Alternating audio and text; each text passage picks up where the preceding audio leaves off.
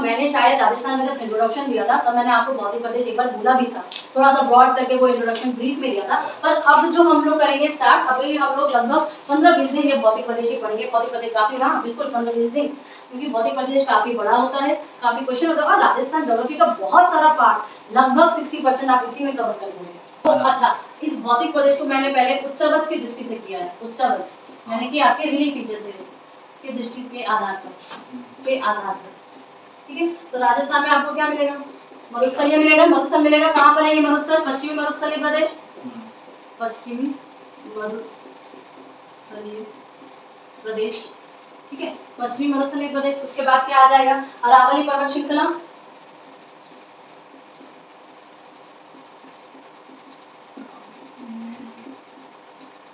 यानी कि Aravalli ranges, Aravalli mountain ranges, ठीक है। पूर्वी मैदानी भाग, दक्षिण पूर्वी पठारी क्षेत्र, यानी कि आपके साउथ ईस्टर्न प्लेट्यू रीजन, ठीक है। और ये क्या आ जाएगा? ईस्टर्न प्लेन, क्लियर है। अब भारत का, अरे राजस्थान का जब मैप देखते तो ये सारी चीजें हमारे पास क्लियर हो जाती है। तो जब भी हम किसी भी रीजन को पढ़ेंगे तो ऑब्वियस सी बात है, हम उत्पत्ति पढ़ेंगे, उसकी संरचना पढ़ेंगे, वहाँ पे कौन कौन से आते हैं, क्या क्या हमें मिलता है, ये सारी चीजें हम लोग डिस्कस करेंगे। तो सबसे पहले हम एक काम करते हैं, पूर्वी मैदान, दक्षिण पूर्वी आपका पठारी क्षेत्र पढ़ते हैं। दक्षिण पूर्वी पठारी क्षेत्र यानी कि कहाँ पर है बताइए? नीचे की तरफ, नीचे की तरफ है ना दक्षिण पूर्वी पठारी क्षेत्र, क्लियर है। तो हेडिंग डालिए दक्षिण पूर्वी पठारी क्षेत्र, दक्षिण ओरिजिन। तो एक तो ये जान लो ये कौन सा भाग है, अगर मोटा मोटा तौर पे देखें तो हारौती वाला साइड, हारौती वाला साइड है।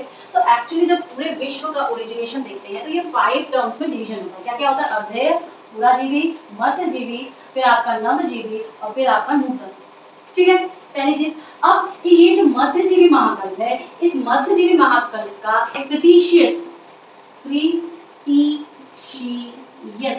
क्रिटेशियस एरा, ठीक है। तो ये मध्यजीवी काल की अगर हम टाइम ड्यूरेशन देखें तो लगभग 1.14 से 6.5 करोड़ ईयर्स या करोड़ वर्ष की है। इसका एक था क्रिटेशियस एरा, और इस क्रिटेशियस एरा में क्या हुआ कि ज्वालामुखी उद्भेदन हुआ। कहाँ पे? गोंडवाना। तो इस क्रिटेशियस एरा में Gondwana land, Gondwana land, Gondwana land में क्या हुआ? आपका ज्वालामुखी उद्गार हुआ, ज्वालामुखी उद्गार हुआ, ठीक है। यानी कि वोल्केनिक एक्टिविटीज हुई और उस एक्टिविटीज के रिजल्टेंट में क्या हुआ? ये आपका दक्षिण पूर्वी पठार का निर्माण है, दक्षिण पूर्वी पठार का निर्माण, ठीक है। यानी कि आपकी इसकी उत्पत्ति कैसे हुई? गोंडवाना लैंड में ज्वालामुखी के क्रियाएं से। ये जो ज्वालामुखी उद्गार था ना, ये आपका दरारी उद्गार था, दरारी उद्गार, ठीक है। तो ये फिजिकल ज्योग्राफी हम लोग दूसरे सब्जेक्ट में कोर्सेज में डिस्कस करते हैं, अभी आपके लिए इतना ही जान लो कि दरारी उद्गार जब हुआ तो एक्चुअल में जो ये दरारी उद्गार क्या होता है, अगर धरातल है तो ऐसे ऐसे जो भीतर मैग्मा चला जाता है, ठीक है, यहाँ पर मैग्मा चला जाता है, फिर मैग्मा यहाँ पे जाके जम जाता है, मैग्मा यहाँ पे आके क्या होता है? जम जाता है, ठीक है। मैग्मा पता है ना क्या होता है? ज्वालामुखी उद्गार से जो मटेरियल भीतर का खनिज वगैरह निकलता है, तो ये मैग्मा क्या है? दरार पड़ने के कारण भीतर जाता है और जाने के बाद वो जम जाता है, और यहाँ पर क्या हो जाता है आपका? ज्वालामुखियों की वजह से जब ठंडा होगा तो क्या बनेगा? पर्वत बनेंगे ना। तो this is the entire formation. अब क्वेश्चन क्या पूछा है कि राजस्थान में क्रिटेशियस काल के पर्वत कहाँ मिलते हैं, ये क्वेश्चन है। क्या है? राजस्थान में क्रिटेशियस काल के पर्वत कहाँ मिलते हैं। तो आप क्या बोलोगे? पर्वत या पर्वतीय संरचना या मिट्टी, कुछ भी पूछ रहे हो उसका मतलब, तो आप क्या कहोगे? आप कहोगे कि दक्षिण पूर्वी जो क्षेत्र है वहां पर मिलेगा, या तो दक्षिण पूर्वी बोलेगा या किसी जिले का नाम दे देगा, क्योंकि तुम्हें पता है क्रिटेशियस एरा का जो मटेरियल है, जो बना है हमारे पास, वो कहाँ बना है? ये लोअर से। क्वेश्चन ये पूछा, ठीक है। क्लियर हो गया ना? कैसे? दरारी उद्गार से, ज्वालामुखी का दरारी उद्गार हुआ, उससे हमारे इस दक्षिण पूर्वी पठार का निर्माण हुआ है, ठीक है। लैंड के कौन कौन से भाग है? बोले तो भैया अरावली है और दक्षिण पूर्वी है, दोनों ही इसके बाद, क्योंकि हम लोग ने अरावली अभी तक देखा नहीं है तो आप रख सकते हो इसको। लेकिन अरावली की उत्पत्ति का कारण और ये उत्पत्ति का कारण दोनों डिफरेंट है, दोनों इंटायरली डिफरेंट है। तो साथ में अगर ये बोला जाए कि दरारी उद्गार के कारण और गोंडवाना लैंड में किसका भाग है, तब आप बोलोगे दक्षिण पूर्वी, ठीक है, दोनों चीजें आनी चाहिए। लेकिन अगर सिर्फ और सिर्फ ये बोल दे गोंडवाना तो आप दोनों का नाम लिखोगे, और अरावली और ये ध्यान रखिए, ठीक है। उसके बाद ये क्वेश्चन देखिए, ये राजस्थान में ज्वालामुखी क्रिया के द्वारा गोंडवाना लैंड का भाग कौन सा था, तो ये भी आप यही बोल दोगे, यही आप बोल दोगे ना। हालांकि जो ज्वालामुखी से उद्गार हुए लावा, ज्वालामुखी से उद्गार हुए लावा से द्वारा अगर निर्मित संरचना कहाँ पाई जाती है, राजस्थान में। हाँ, तो आप तब भी ये कह सकते हो, तो ये अगर क्वेश्चन बन जाए कि ज्वालामुखी के लावा से निर्मित संरचना, लावा से निर्मित संरचना का निर्मित संरचना कहाँ मिलती है, तो राजस्थान में आपको कहाँ मिलेगी, दक्षिण पूर्वी पठान में, दक्षिण पूर्वी पठान में, यानी कि आपका लोअर का हिस्सा, ठीक है। ये सारे अगर पहचान आ गए तो आप कर लोगे, क्लियर। अब इसमें राज्य कौन कौन से आएंगे बताओ। ऑब्वियस, सॉरी जिले आएंगे, क्योंकि ये तो हाड़ौती वाला है पहली चीज, तो वाला साइड है, हाड़ौती वाला साइड है, हाड़ौती वाला साइड है। अब ये हाड़ौती वाले साइड में पहले अगर हिस्टोरिकल देखें तो हिस्टोरिकल हिस्ट्री के हिसाब से देखो तो किसका शासन था, हाड़ा वंश का शासन था, हाड़ा वंश का शासन था, हाड़ी रानी, ये सब हम लोग डिस्कस करेंगे उस वक्त, ठीक है। पर अगर हम लोग नेचुरल में अभी डिस्ट्रिक्ट के हिसाब से देखें तो क्या क्या आएगा, बारा, बूंदी, कोटा, झालावाड़, यही ना आएगा, बारा, बूंदी, कोटा, झालावाड़। एरिया वाइज देखो, ये राजस्थान का एरिया वाइज अगर देखे तो 24185 किलोमीटर है। अच्छा, क्लास में याद करिए, हमने आपको टोटल एरिया भी बताया हुआ है, ठीक है। और अगर परसेंटेज वाइज देखें तो परसेंटेज वाइज टोटल एरिया 6.49% दिया है।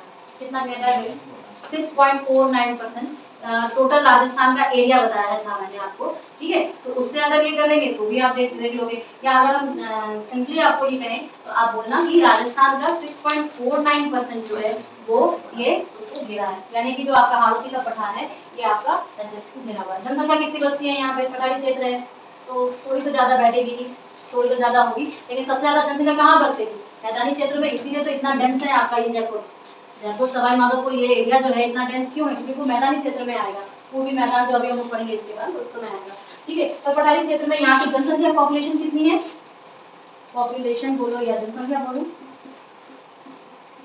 10% है।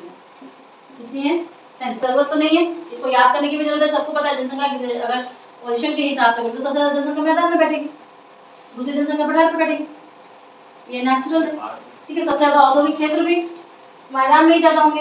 तो अगर अक्षांशीय और देशांतरीय दृष्टि से अगर देखें, अक्षांशीय और देशांतरीय दृष्टि से देखें तो ये हमारे मध्य में बैठे हुए हैं। कहाँ बैठे हुए हैं, हमारे मध्य में, मतलब जो विस्तार हम देखते हैं ना अक्षांशों का देशांतर का, राजस्थान का हम लोग ने देखा है ना, कहाँ से कहाँ तक, जैसलमेर से लेकर धौलपुर तक, तो ये उसके बीच में फिटिंग बैठती है। थोड़ा सा लिख लीजिए इसको करके, अक्षांशीय,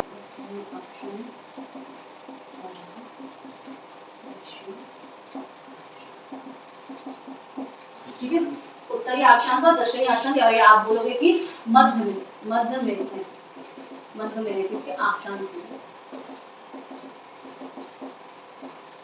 अक्षांशीय ये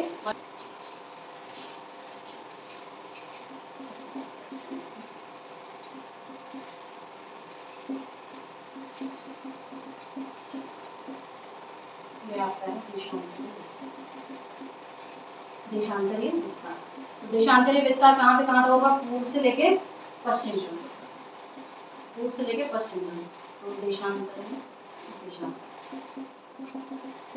ठीक है। तो मैंने किसकी पोजीशन बताई है आपको, ये आपके किसकी पोजीशन है, ये आपके ईस्टर्न, मतलब साउथ ईस्टर्न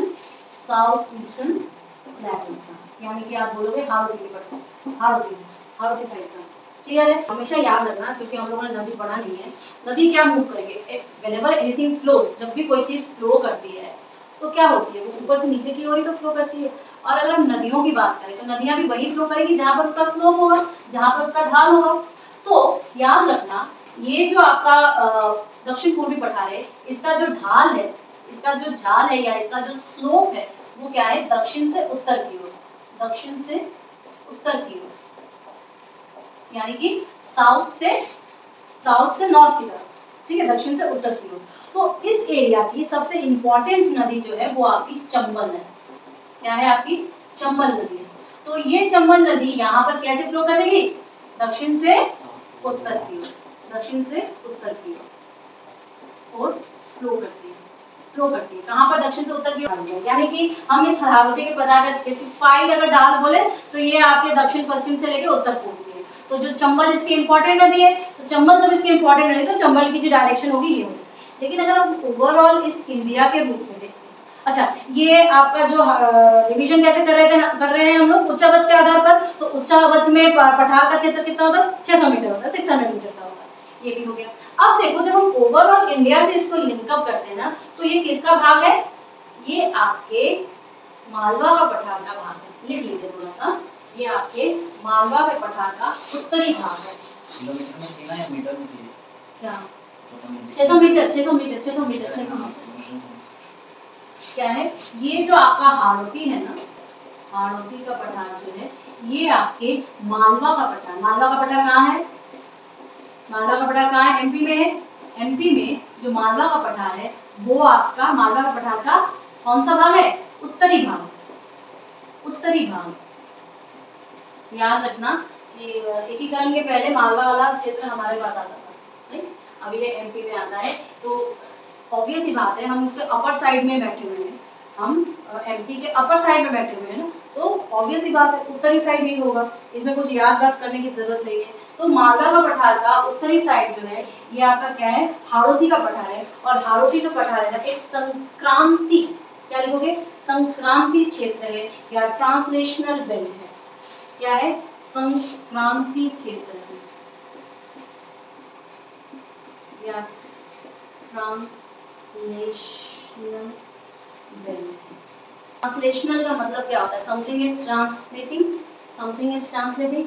तो जब आप मैप देख रहे हो तो मैप में ये साइड आपका थोड़ा सा अरावली पड़ेगा, अरावली का ही आपका विंध्याचल है। सिंस आप लोग कोर्स में इंडियन ज्योग्राफी नहीं है तो इंडिया के रेस्पेक्ट में समझ में थोड़ा सा मुश्किल हो सकता है, पर आप मैप में देख लेना इसको। तो क्या है कि आपका जो अरावली रेंज का एक विंध्याचल पार्ट है वो हो गया, और इस मालवा के पठार का जो पश्चिमी पार्ट है, तो ये पठार और माउंटेन रेंजेस का मिक्स है।